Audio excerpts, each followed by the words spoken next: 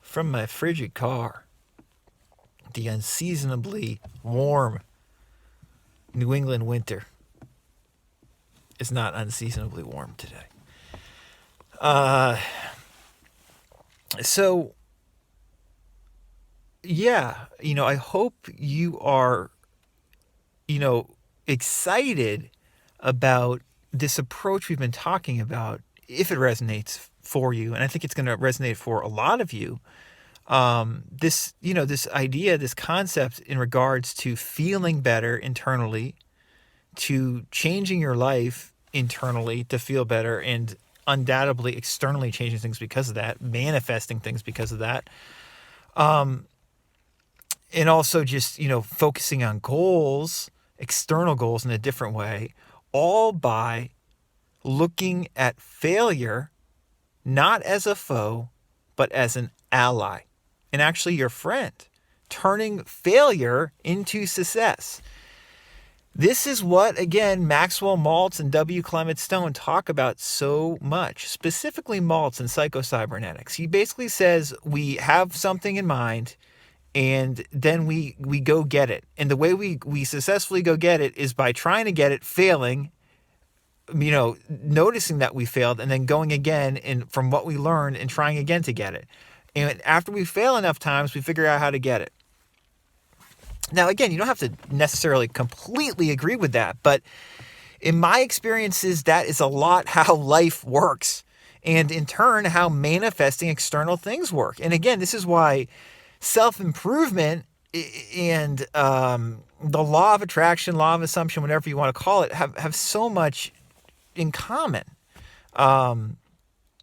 Fail your way to success. So instead of being freaked out like I'm not doing this right, be like, this is perfect. This is an input that I can take, and from there I just keep on going. Keep on going. Keep riding the horse. As W. Clement Stone says, inspect your behavior daily. Know what you want, and then inspect your behavior and see how, if you didn't fulfill what you wanted to do today to get what you want, see how you failed, and use that as a springboard for appropriate action going forward. This is powerful stuff, and we've spoken about it a lot, and I'll probably continue to speak about it.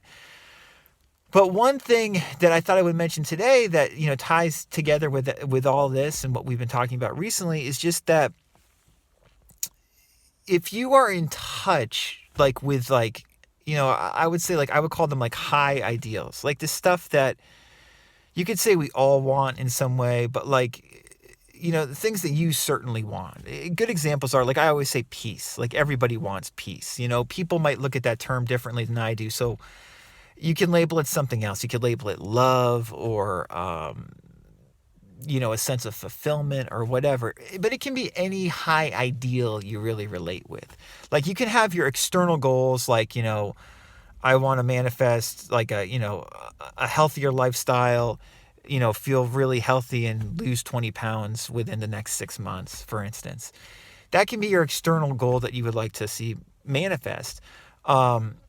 But underlying that goal, whatever your goal may be, is a deeper value or truth for you. In that instance, it very well might be peace. Doing that, feeling healthier, being healthier, makes you feel peaceful and content on the inside. It also might be something like health. That might be the ideal that comes to mind, health.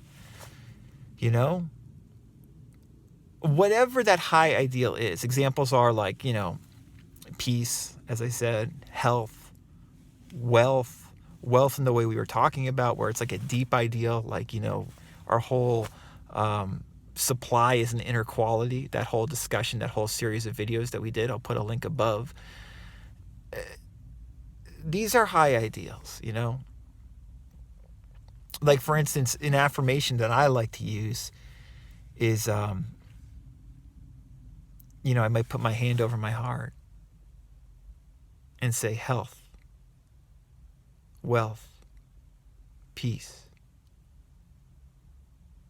Or I might say, I am health, I am wealth, I am peace. Or I might say, we are health. We are wealth. We are peace. We're health. We're wealth. We're peace. Or what we're referring to here is choosing just a single word again, a single word. I'll link above to that Joseph Murphy video where he talks about you just using a single word. And we're always speaking about stuff like this, just simplifying so you can get down to like a single word or short phrase that really resonates for us with what we want. So we have like our external goal, for instance, I want to be much healthier, feel healthy, completely healthy within 6 months. That in turn would also be 20 pounds lighter, for instance, or whatever your goal may be. I want, I want an increased salary. I want a partner, whatever it is. And then think of the word or short phrase underneath that fits with that. In this case, what I often use, like I said, is peace. And then just ground yourself in that. You can put your hand over your heart. That's often very helpful. Just breathe. No pressure.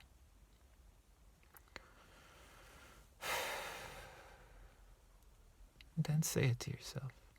Or say it out loud if you want.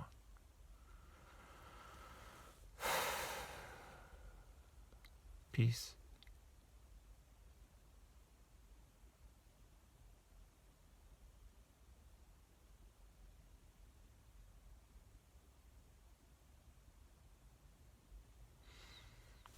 When we do that, whenever we do that really, we are staying focused on what we really want. We're focusing on what we really want. So instead of thinking about how you want to feel very healthy and 20 pounds lighter 6 months from now, which often inadvertently causes pressure, imaginally, subconscious pressure. How are we going to do that? I don't know how we're going to do that. Causes stress imaginatively. Instead of doing that, you can still have that written down and look at that once a day, twice a day, or periodically throughout the day if you want. Have it on your phone as a reminder. But throughout the day, or whenever you want, it can just be once or twice a day too. You just say the word, which connotates all of that, encapsulates all that. Peace.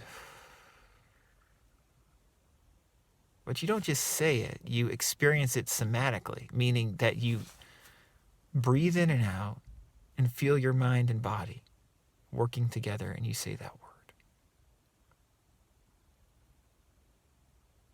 You can do that throughout the day too. Or like I said, you can just do it, in the morning and then shortly before bed.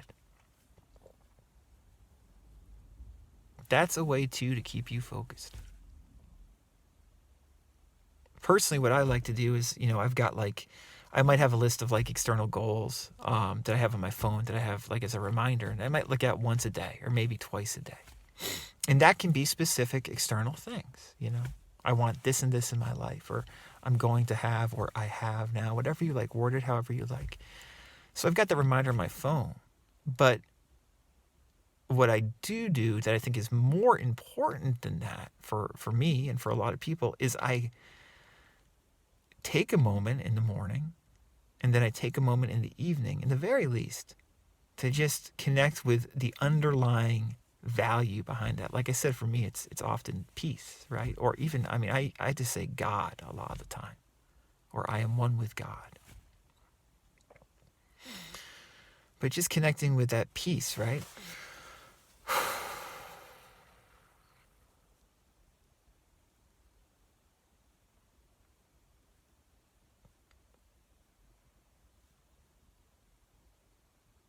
This keeps me honest with myself. This is a way to use a success indicator, is to do that,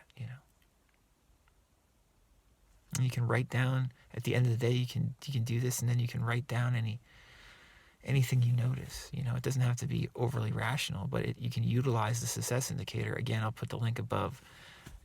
In the Success System That Never Fails, Stone talks a lot about the success indicator. He suggests doing it for 30 minutes every night. You definitely do not have to do that at all. But just checking in with yourself and checking in with your big underlying value every day will help you naturally refocus and recalibrate your behavior so you stay focused on what you really want, which is peace. Or whatever that is for you. God, love, wealth, fulfillment. That's checking in with this stuff. And then, you have all these seeming failures throughout the day where you don't feel peaceful, you don't feel da-da-da. But then you just check in with yourself after all these failures throughout the day that perhaps you had. What do you really want? It's here right now. It's here right now. This is what we're talking about so often in the podcast. It's here right now. There really is only right now. Only right now. In the podcast, we talk about so many different approaches to feel comfortable right now in touching what we really want. Peace.